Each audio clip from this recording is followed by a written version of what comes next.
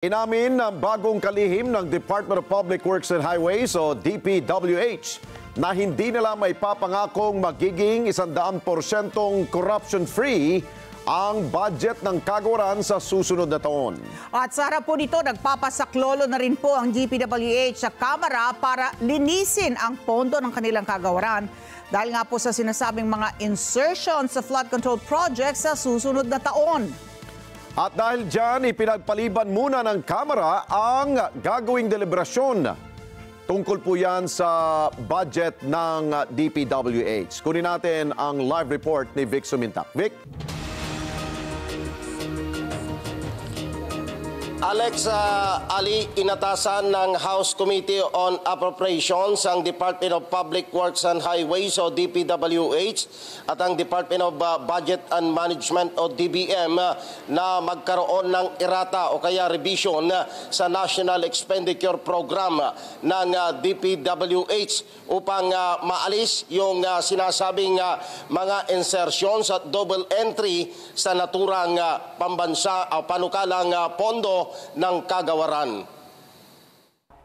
In the context of the events that were so clearly personal na humingi ng tulong sa House Committee on Appropriations si Department of Public Works and Highways o DPWH Secretary Vince Dizon para baguhin ang mga line items na mayroong mga double entry at insertions sa flood control program ng ahensya na nakapaloob sa National Expenditure Program ng DPWH na nagkakahalaga ng 881.3 billion pesos kung saan 32% nito o 250.8 billion pesos ay nakalaan para sa flood control program. Sinabi ni Dizon na hindi muna magsasagawa ng budget presentation sa House Committee on Appropriations dahil isa sa ilalim pa sa review ang lahat ng line items sa DPWH NEP na nakitaan ng anomalya. ako po ay na-overwhelm sa laki at sa gulo na nadatnan ko at nakikita ko sa loob ng Departamento ng Public Works and Highways. Hindi po ito magiging madaling proseso at hindi din po ito magiging mabilis na proseso. This will take time and this will be a very, very difficult process of reform. But as the President said, enough is enough and we must start somewhere. Nangako naman si Nueva Ecija Representative Micaela Swansing, ang chairman ng House Committee on Appropriations, na tutulong ang Kamara para maisaayos ang 2026 budget ng DPWH alinsunod sa nais ni Pangulong Ferdinand Marcos Jr. na malinis ang pondo ng DPWH sa susunod na taon at mapunta sa tamang proyekto ang budget na pakikinabangan ng taong bayan.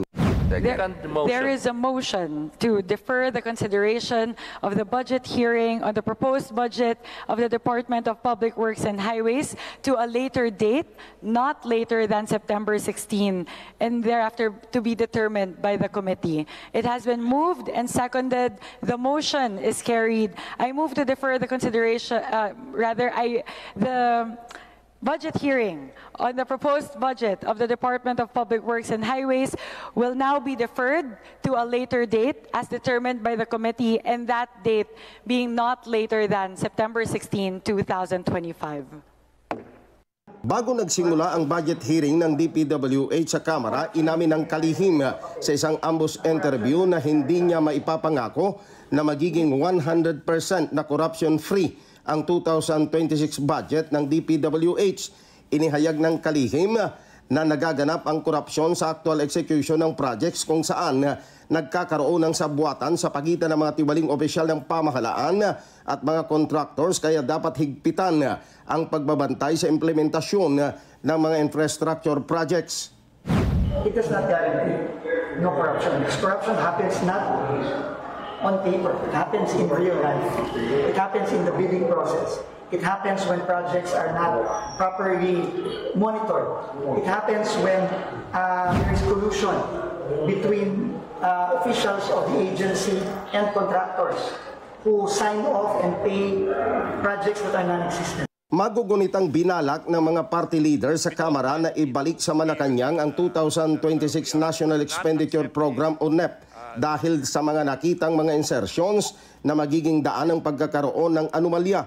Subalit nagkaroon ng konsensus sa liderato ng Kamara at Department of Budget and Management na huwag nang ibalik ang kabuuan ng 2026 proposed national budget na nagkakahalaga ng 6.793 trillion pesos at sa halip ay repasuhin ang mga line items sa pondo ng mga ahensya na kinakitaan na mga insertions, partikular sa Department of Public Works and Highways, Department of Internal and Local Government, Department of Agriculture at Department of Health.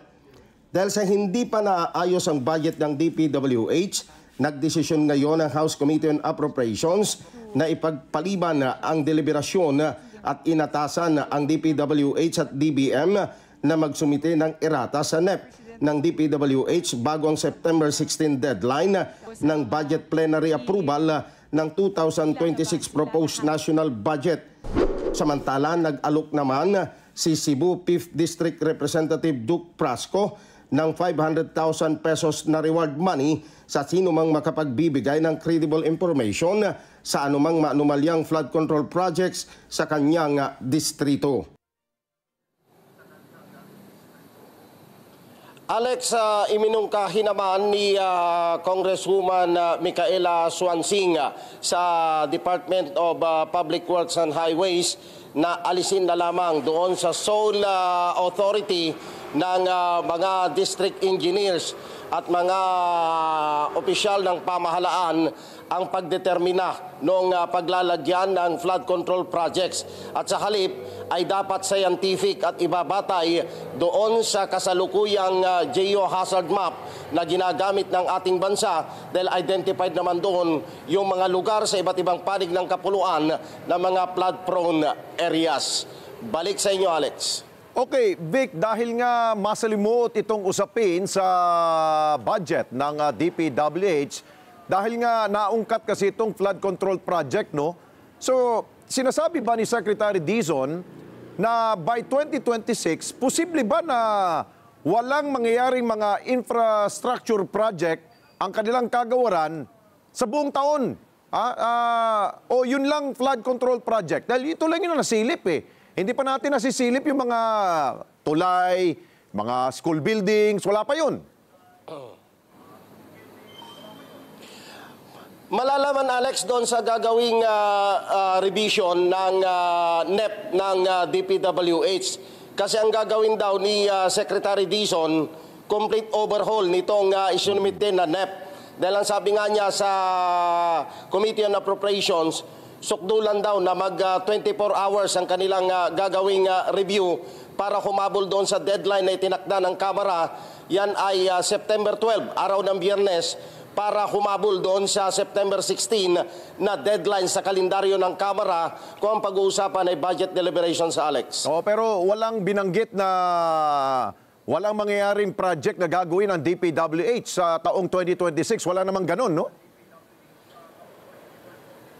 Wala naman, Alex. Basta doon sa gagawin nilang revision, katulong ang Kamara ay titignan talaga. Kasi ang rekomendasyon ngayon ng Kamara, ibatay na natin na sa geohazard map kung saan ilalagay yung pondo. Kasi ang pondo ng flood control projects ngayong 2026, Alex, ay 260 billion pesos. That is 32% ng 881.3 na pondo na hinihingi ng DPWH dito sa National Expenditure Program. Okay, Vic, dahil gamit na ng mga nasa Committee on Appropriations at ilang mga mambabatas dyan sa Kamara, yung malang microscope na nila mga mata, no? Dahil para iwas tayo dito sa mga anomalya, baka naman sa sobra nilang tingin dito sa DPWH, baka naman yung ibang mga kagawaran, baka makaligtaan nila na baka doon naman lilipat yung mga magnanakaw. Alex, gaya ng binabanggit, maliban sa DPWH, may nasilip na sila sa DILG, sa Department of Agriculture, sa DOH. Yung DOH, yung 1 billion doon na pasobra nila, gagamitin lamang daw yon para sa beautification ng mga opisina. Kaya nagalit si Congresswoman Janet Garin nang sabi niya, meron pa kayong ganang magpaganda ng opisina ninyo ay ang kailangan natin yun sa pondo sa zero balance billing na gusto ng Presidente. Sa DILG naman, ang nasisilip yung mahigit 1 bilyon din na pondo na ipambibili ng service firearms ng mga pulis, Alex. O yun. So, ibig sabihin, ang gagawing deliberasyon ngayon ng mga mambabatas, yung honest to goodness na talaga na budget, Vic? Hopefully, Alex. Kasi, ang sabi nga ni Secretary Dizon, yung sa papel, halimbawa, yung papel na binabanggit niya is yung General Appropriations Bill o GAB, wala doon, sabi niya eh. Ang problema, doon na sa execution. Kapag ka nagkaroon na ng sabuatan, yung ahensya na magpapatupad ng proyekto at saka yung contractor o supplier, doon pumapasok. Kaya ang isa sa sinasabi ni Secretary Dizon ay papatupad sa kanyang ahensya ay mahigpit talaga yung monitoring, development ng anumang project na isasagawa ng iba't ibang ahensya ng pamahalaan. Okay, siguro, Vic, lubos-lubusin ko na, ha? Total, nandiyan ka naman sa kamera. O kumusta na si Congressman Zaldi ko? Meron ka na bang impormasyon? Ang sabi ni Congressman Alfredo Garbin na siyang nagsalita, kinonfirm niya na nasa Amerika nga siya at inihatid yung kanyang anak. At the same time daw, ay nagpa-check up. At ang balita, mukhang may nakita daw na medyo problema sa kanyang puso. At hindi nila alam kung kailan babalik ng Pilipinas. Ayun. Ako, alam ko na kung kailan siya babalik eh. Gusto mo, sabihin ko sa'yo. Magtatagal siya doon.